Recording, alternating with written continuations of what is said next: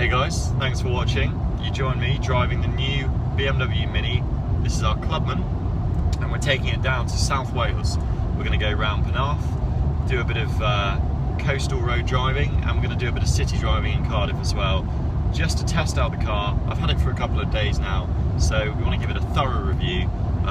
Next time you join us, we'll be closer to Cardiff and to South Wales, and we'll bring you a bit more of the action.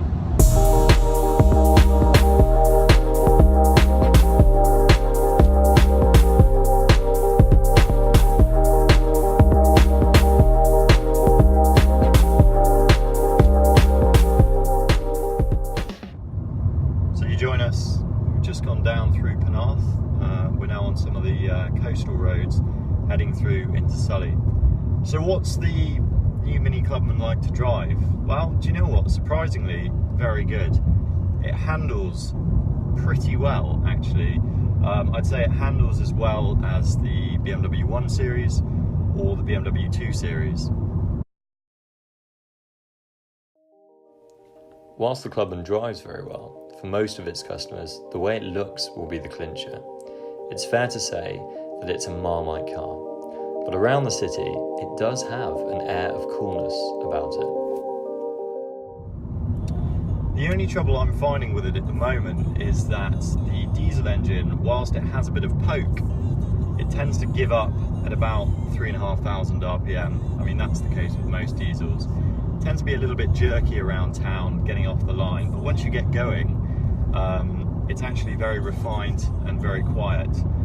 It's overall a very comfortable car. One of my favourite things about this car is actually the sound system. It's a very, very good sound system. And despite it being a standard Mini sound system, it's just as good as some of the upgraded sound systems you can get out there.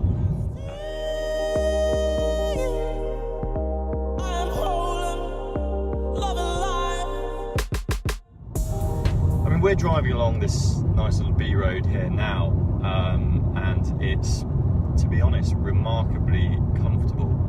The ride quality in this car is very good. In terms of its sort of driver aids, it's got quite a few.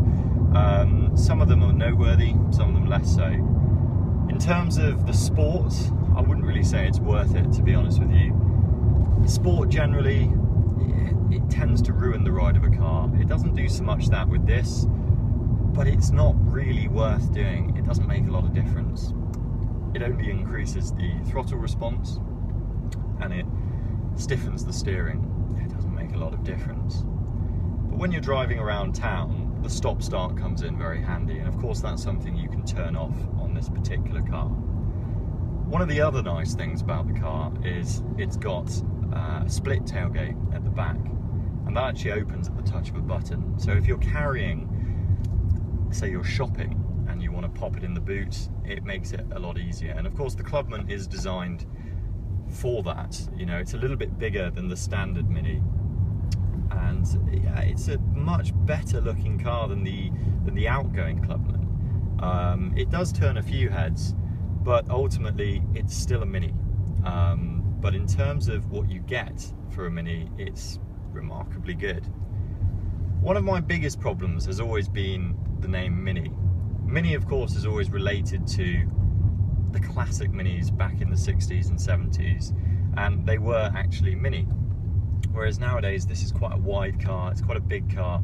In fact, the salesman told me it's slightly larger than the BMW 1 Series.